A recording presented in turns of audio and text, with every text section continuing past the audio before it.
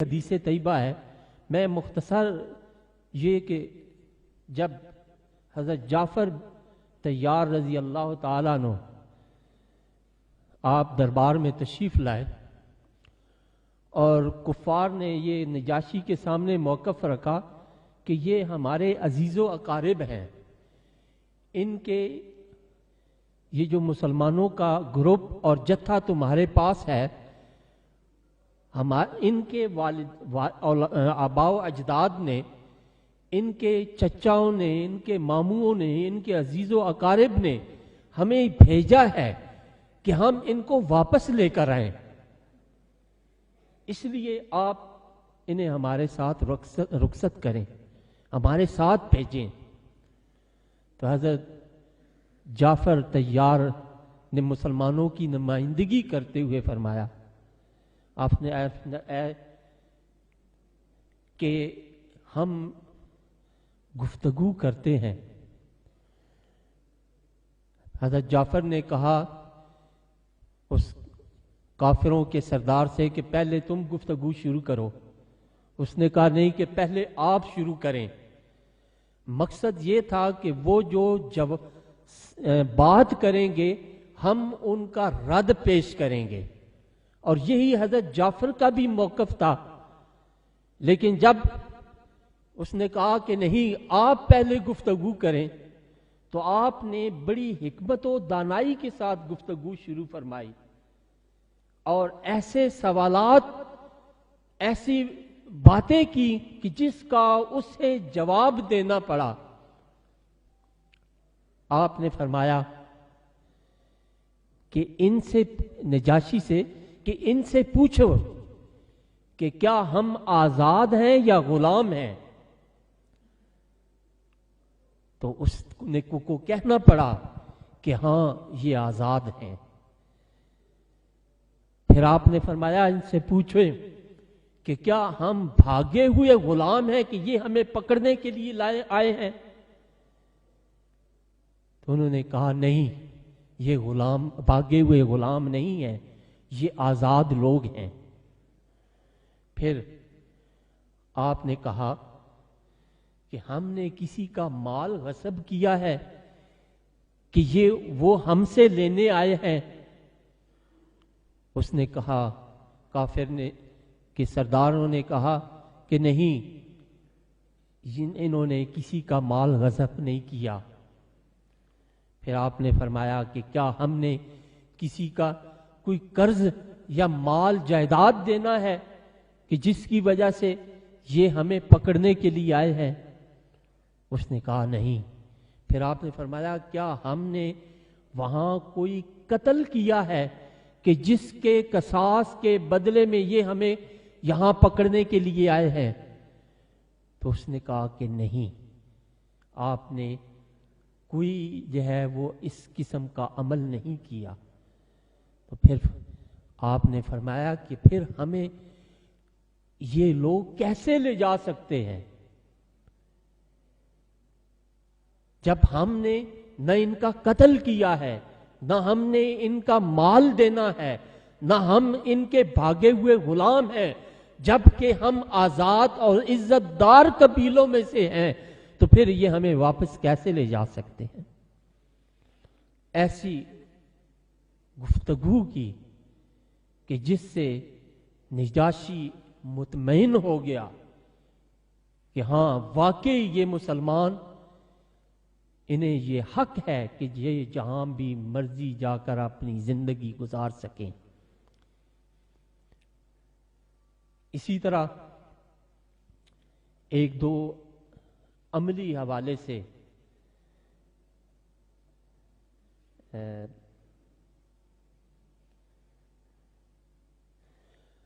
ایک مہمان، یعنی نبی کریم رؤوف الرحیم صلی اللہ علیہ وسلم اور آپ کی سیرت مبارکہ میں بے شمار، ایک نہیں بے شمار ایسے واقعات ہیں کہ جس میں سرکار دو عالم صلی اللہ علیہ وسلم نے اپنے عمل کے ساتھ جو ہے وہ ایسا عمل پیش کیا، ایسا عملی نمونہ پیش کیا کہ سامنے والا سر تسلیم خم کر گیا.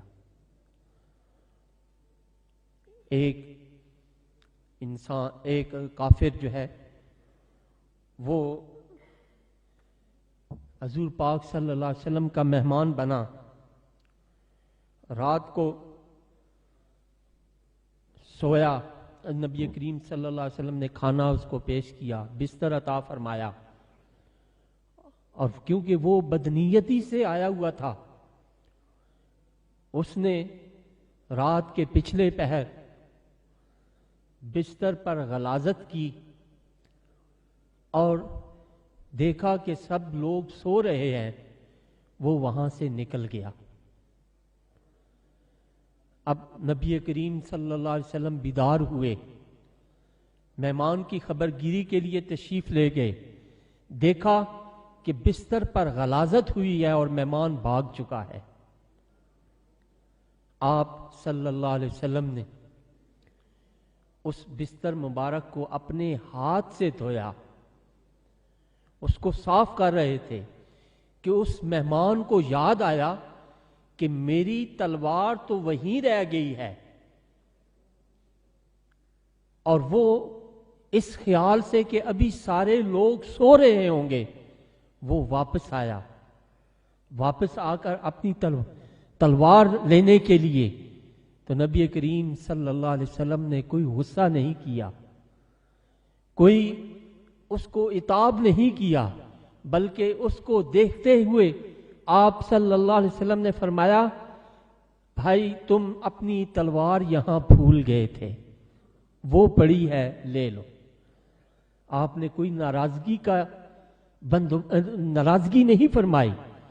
لیکن جب اس نے دیکھا کہ نبی کریم صلی اللہ علیہ وسلم نے نہ مجھے ناراض ہوئے ہیں، نہ غصہ کیا ہے، نہ عتاب کیا ہے، بلکہ اپنے ہاتھوں سے میرے بستر کو دھو رہے ہیں، اس غلاظت کو صاف کر رہے ہیں، تو اس نے کہا اے آقا. وہ باہر گیا، وہاں ایک جو ہے وہ جگہ پر اس نے غسل کیا، غسل کر کے آپ نبی کریم صلی اللہ علیہ وسلم کی بارگاہ میں حاضر ہوا اور عرض کی، اے اللہ کے رسول مجھے بھی کلمہ پڑھا دیجیے، میرے دل کو بھی صاف کر دیجیے، میرے دل سے بھی کفر کی، شرک کی غلاظتوں کو صاف فرما دیجیے. یہ وہ عملی نمونہ تھا جس کو دیکھ کر ایک کافر جو ہے وہ ایمان کی دولت سے مالا مال ہوا. اسی طرح بے شمار ایسے اسلامی تاریخ میں بے شمار ایسے واقعات ہیں جس میں ائمہ کرام نے، صحابہ کرام رضوان اللہ علیہم اجمعین نے ایسے عملی نمونے جو ہے وہ پیش کیے جس کو دیکھ کر لوگ خود بخود کلمہ پڑھ گئے، خود بخود مسلمان ہو گئے. تو عزیز طلبہ، دعوت و تبلیغ کے لیے جہاں بھی کرنی ہو، جس علاقے میں بھی کرنی ہو، اس کے لیے اس علاقے کے ماحول کو سمجھنا ضروری ہے، اس علاقے کے لوگوں کے مزاج کو سمجھنا ضروری ہے، ان کی نفسیات کو سمجھنا ضروری ہے. حضرت مصعب بن عمیر رضی اللہ تعالیٰ عنہ جب مدینہ طیبہ گئے تبلیغ کے لیے، تو اس وقت آپ ایک باغ میں گئے، ایک کافر سردار تھا، اس کے باغ میں گئے، وہاں اس کے غلام اور لونڈیاں تھیں، انہیں تبلیغ شروع کر دی. تو اس سردار نے جب دیکھا تو اس نے کہا کہ جاؤ، اپنے غلام کو حکم دیا کہ جاؤ انہیں منع کر دو کہ یہ تماشا یہاں میرے باغ میں نہ لگائیں.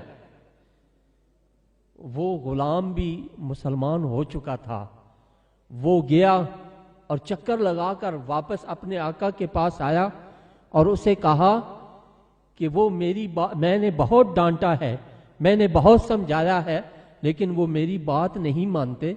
آپ چلیں اور دیکھیں اور سنیں کہ وہ کیا باتیں کر رہا ہے اور اس کو خود سمجھائیں۔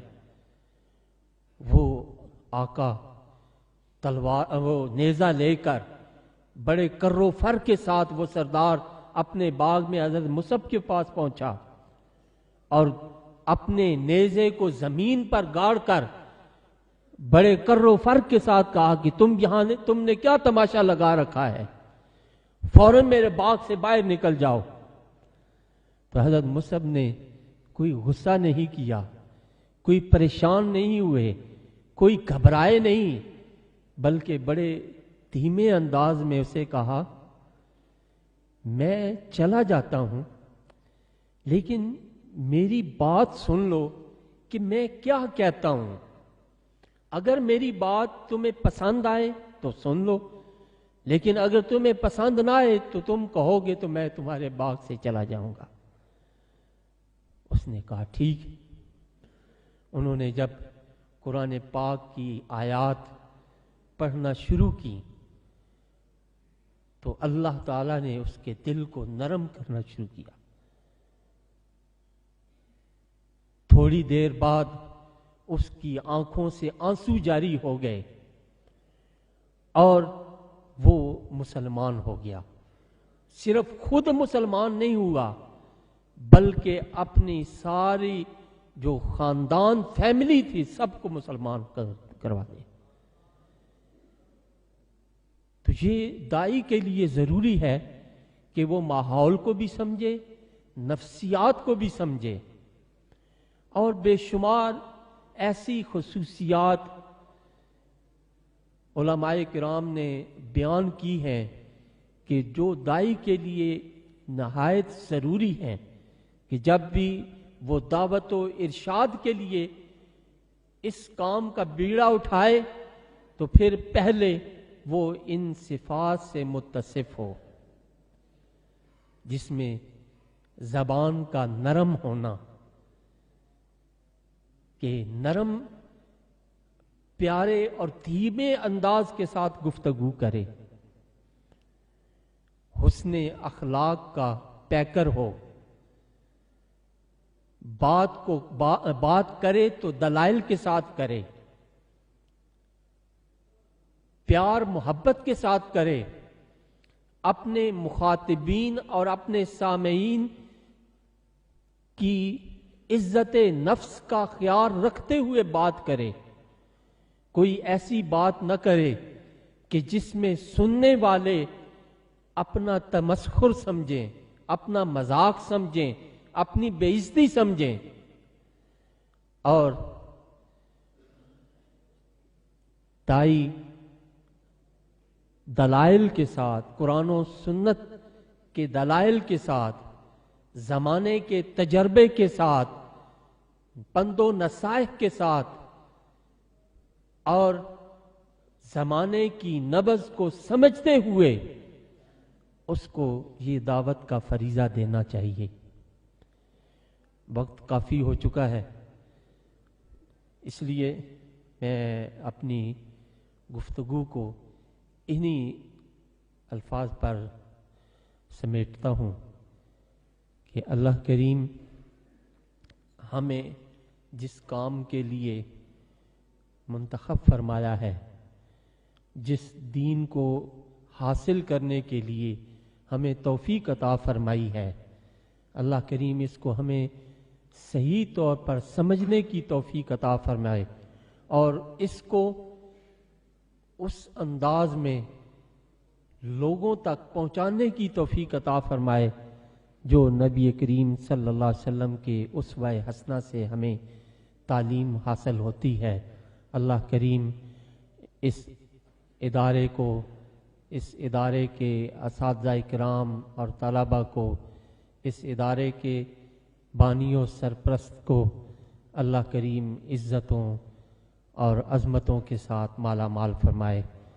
اور انجمن ندوۃ العرفان کو میں مبارکباد پیش کرتا ہوں کہ انہوں نے بڑے اچھے انداز میں اور بڑے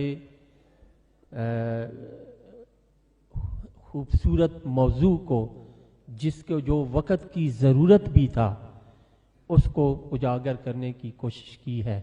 اللہ کریم ان کی مساعی جمیلہ کو قبول فرمائے، اور الکرم فرینڈز کی ٹیم نے اس پروگرام کو لائیو جو ہے وہ چلایا ہے، تمام لوگوں تک اس کو پہنچایا ہے۔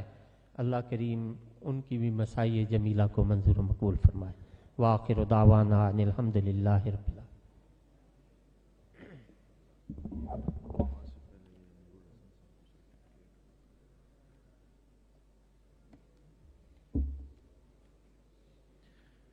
نہایت شکر گزار ہیں حضور قبلہ ڈاکٹر ابو الحسن محمد شاہ صاحب الازہری زید مجدہ کے کہ آپ نے اپنی مصروفیات میں سے وقت نکالا اور انجمن ندوۃ العرفان کی دعوت پر آپ نے سرپرستی بھی فرمائی، اور آپ جلوہ گر ہوئے اور انتہائی قیم آپ نے ملفوظات عالیہ عطا فرمائے۔ اللہ تعالی ہمیں ان پہ عمل کرنے کی توفیق عطا فرمائے۔ دعا سے پہلے ہم گزارش کریں گے حضور قبلہ ڈاکٹر صاحب سے کہ آپ پروفیسر نور الحسن ضیاء صاحب کو آج کے اس سیمینار اور اس سیشن میں شرکت کا سرٹیفکیٹ آف پارٹیسپیشن عطا فرمائیں۔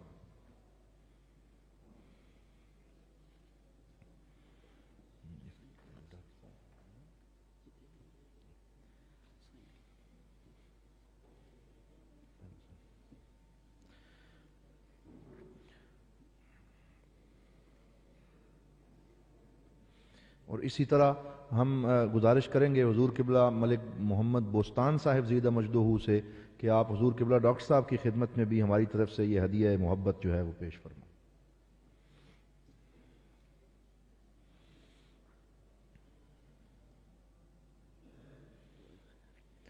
اور دعائے خیر کے لیے ہم التماس گزار ہیں قبلہ ڈاکٹر صاحب کے حکم سے استاذ العلماء سند المحققین حضرت علامہ مولانا ملک محمد بوستان صاحب صدر ضیاء المصنفین مرکزی دارالعلوم محمدیہ غوثیہ بیرا شریف کہ آپ دعائے خیر سے ہمارے آج کے اس دوسرے سیشن کو اختتام جو ہے عطا فرمائیں، اور انشاءاللہ کل کا آخری سیشن جو ہے اس میں بھی عام طلباء سے اور جملہ شرکاء سے یہ اپیل ہے کہ بر وقت تشریف لائیں، اور انشاءاللہ کل کا جو سیشن ہے وہ بھی انتہائی مفید ہے، جس میں حضرت قبلہ پروفیسر حافظ احمد بخش صاحب زیدہ مجدہ اور ان کے ساتھ ساتھ ڈاکٹر سعید احمد سعیدی صاحب جو ان کو آپ 92 صبح نور جو گفتگو ہے وہ آئیں گے۔ اب دعائے خیر کے لیے استاد جی۔